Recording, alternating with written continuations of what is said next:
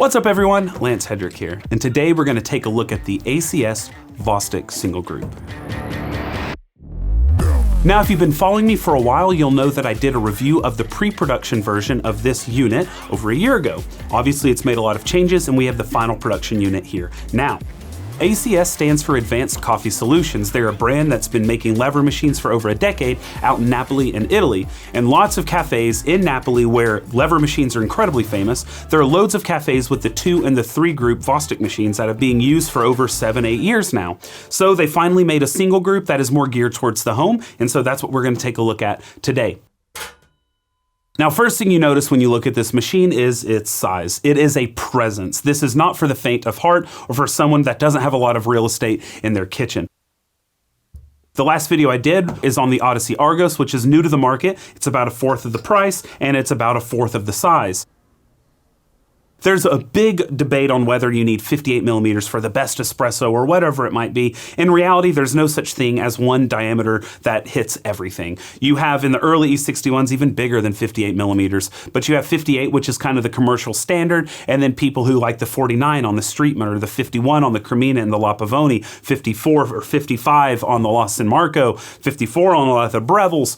There's so much variety out there. Not one of them makes better than another. When it comes to spring levers, I do end up preferring much smaller than 58. Now the Argos is great. It is 58. I would have preferred a 51. Probably would have been a better decision for me and what I want. But I know a lot of people love that kind of stock 58. They can use a lot of different accessories on the market because of how popular 58 is. But with that much thinner puck, the lower the dose becomes, the much more inconsistent the shots kind of become, and the finer you have to grind with the thinner the puck. I prefer grinding as coarse as possible, maintaining the pressure that I'm wanting while getting the body that I'm wanting. This allows for more even extraction. I'm able to get really high clarity shots even with getting body along with it.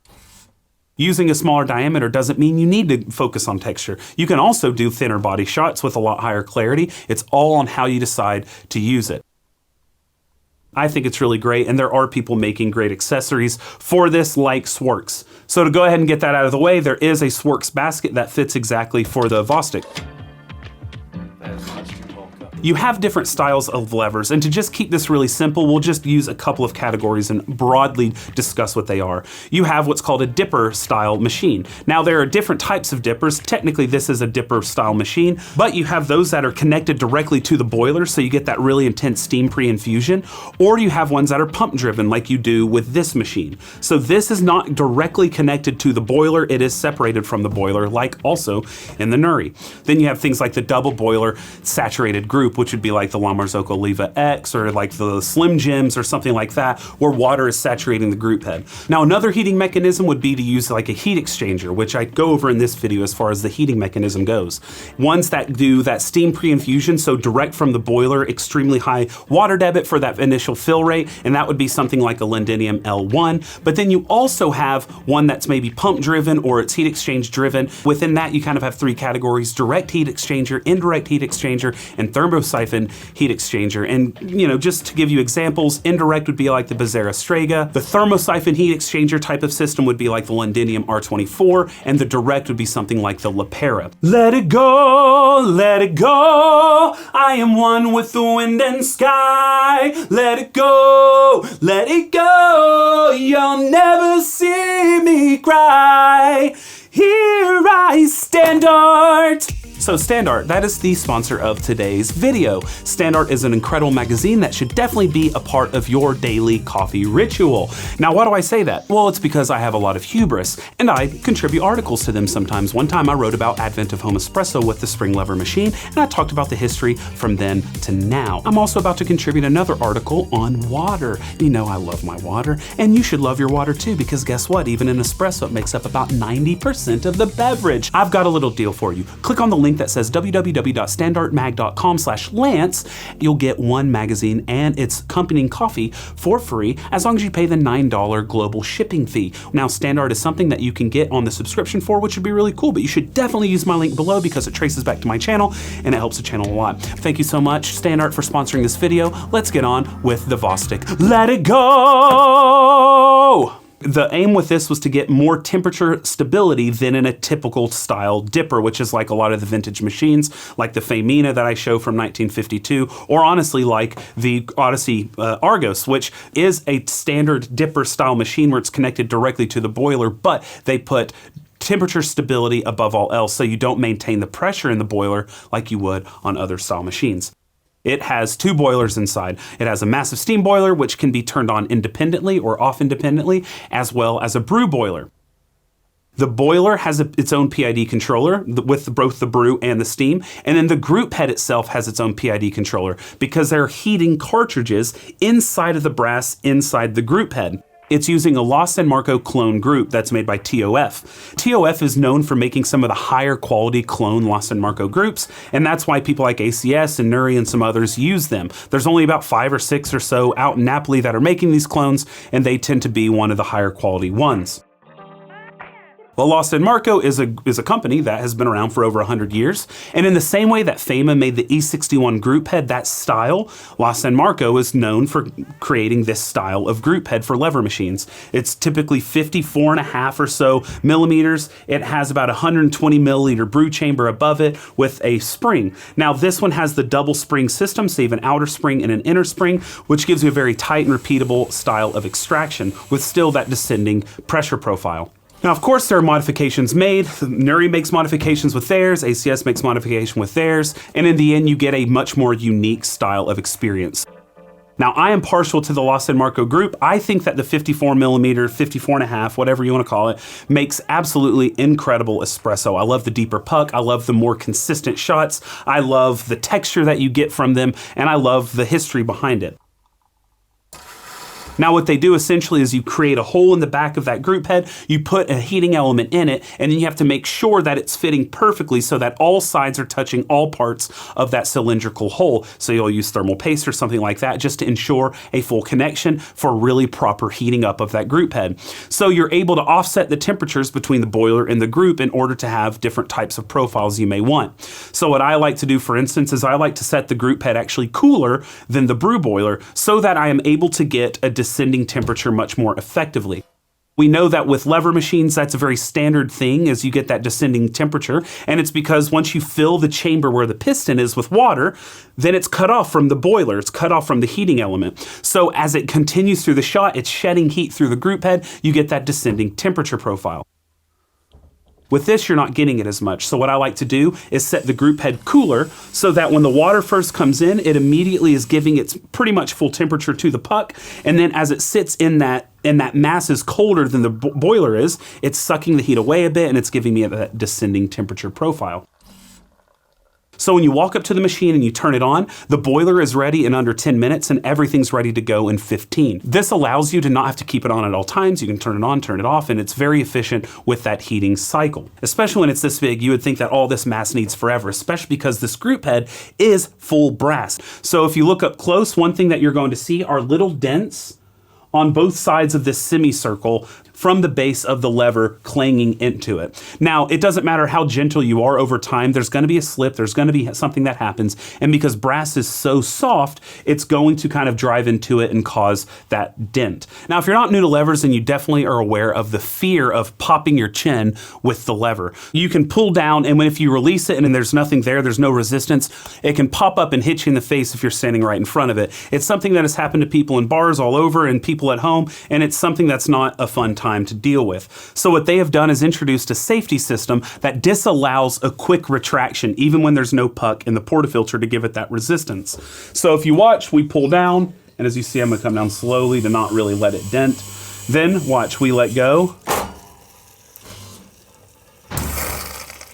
and it goes up slowly. Something else that they're working on that I was bummed I wasn't able to get in time for this review, they told me they were working on it in December, but it's a little paddle that'll come back here that seems to be reminiscent of what Nuri has with their 2-paddle system of the in and out of the solenoid.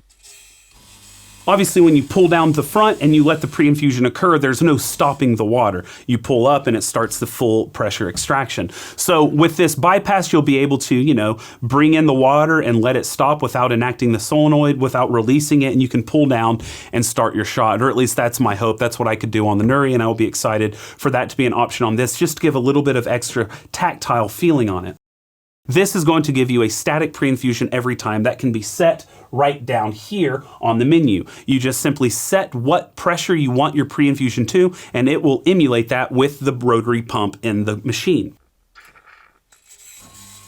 Whenever you're pulling down, this lever back here is what is enacting that rotary pump. So there's a button down here that is depressed, and once it's depressed, that rotary knows to start, and it starts putting out water at whatever pressure you're wanting.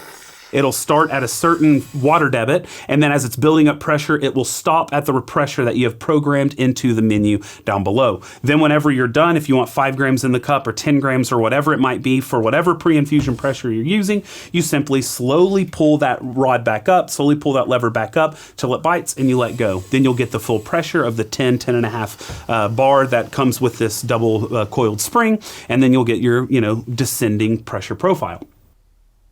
Something that's exciting about that is the capability of the pre-infusion goes up to 6 bar. This means you could do turbo shots on a lever machine without messing with the spring at all. So all that would mean is you can put it up to 6 bar pre-infusion, and if you wanted a turbo shot, you load your 54 millimeter portafilter with really coarse grounds, and all you gotta do is pull down, let it sit in the down position, and you're just gonna have 6 bar going through the shot. The pump will just pulse in order to maintain its pressure, so you can hear it pulsing right now. That's because it's feeling that 6 bar of resistance in the tubes inside, but it's pumping in order to give you that constant pressure, which is a unique feature to this machine. Not every machine that has that rotary is sitting there and pulsing it. You'll have different variations of speed or things like that.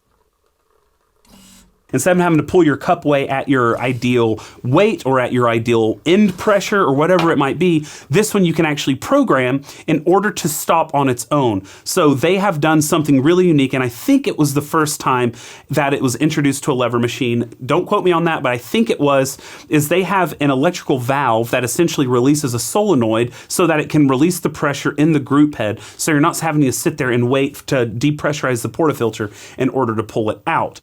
You can set automatically or you can mess with it manually, and it's all done with this menu up here.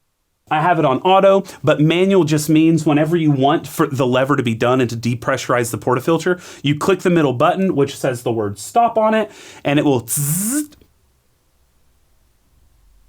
What it means by automatic is you can set the bar of pressure you want your shot to end at, and it will automatically stop the shot by releasing the lever and depressurizing the group head. Now, this doesn't stop the flow immediately. I will say that. It's still some drips come out after that. That's unavoidable, but you are depressurizing the system, and almost pretty much immediately you can remove the portafilter without having that explosion that a lot of people have experienced on typical levers that don't have this option. Now, as I showed in my Nuri review, they have also implemented something, but it's a manual release, so you do it with one of the ears at the group head, so you're manually releasing that solenoid to depressurize the system. But on this one, it's electronic, so it's through the button here, or you can make it automatic based off of when you want the shot to stop. It's very easy to control all of the different things you have to control right out of the box without even needing to use an instruction booklet.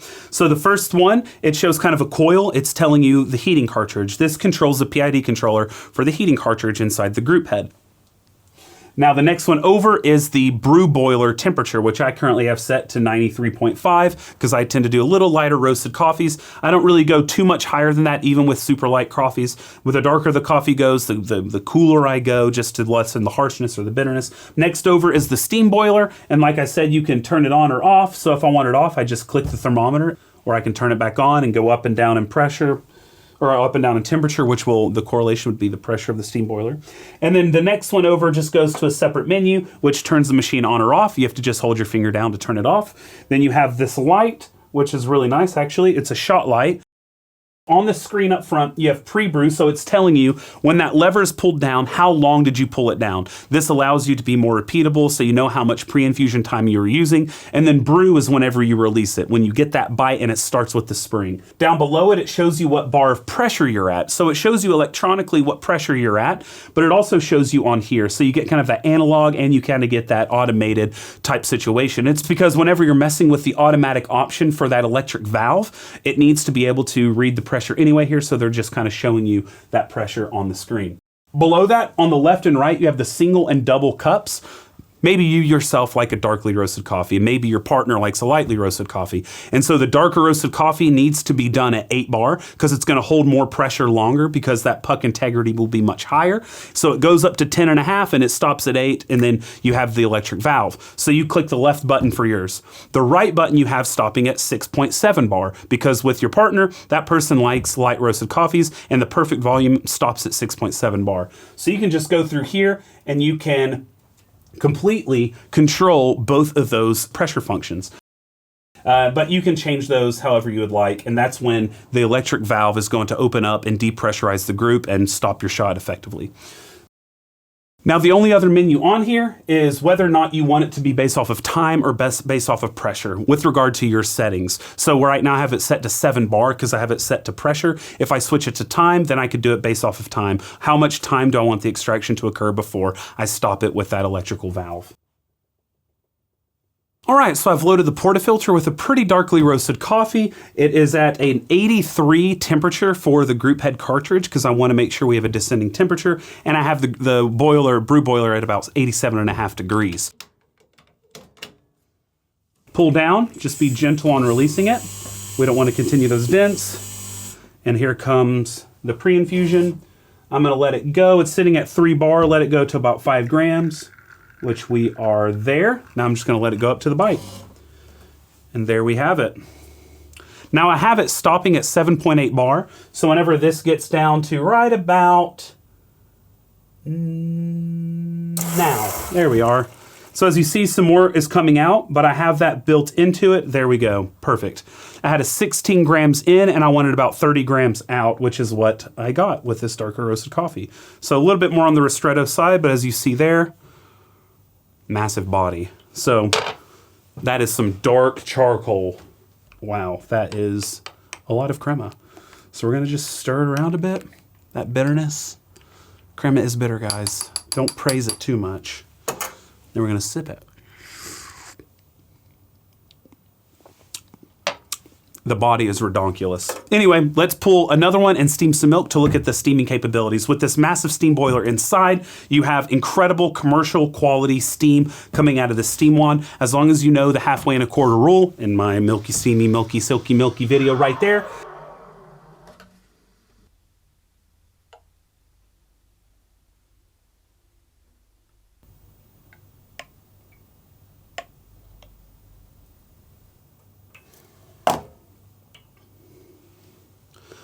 Still have a little something going on in these old bones. Been a while since the Silky Milky's flown, but there it is. You know, there are going to be people who might complain about the steam tip. It is a 3-hole. I tend to prefer 4, but 1-hole, 2-hole, 3-hole, 4-hole, it is what it is. Some people prefer less, some people prefer more. Over here, we obviously have, you know, our typical hot water spout. Nothing really to say about that. It's got that massive arm just like on the steam wand for nice symmetry. This machine really does excel at light roast coffees as well as dark. And the reason for it being so good at light roast is because of how much thermal consistency and stability you have. You have a lot of control, it's really quick, it responds directly to that. And a lot of these other machines that are direct fed from the boiler, you have a lot of temperature surfing that you have to do. You'll have to get a scase, or you have to get a thermoprobe, or you have to get a thermal strip, and you have to play around with the temperature in order to get it where you're wanting it. Whenever you just have a PID controller in the brew boiler, you're not able to control the temperature of that group head. Now, for as excellent of coffee as this makes, there are obviously some quirks about it that should be discussed.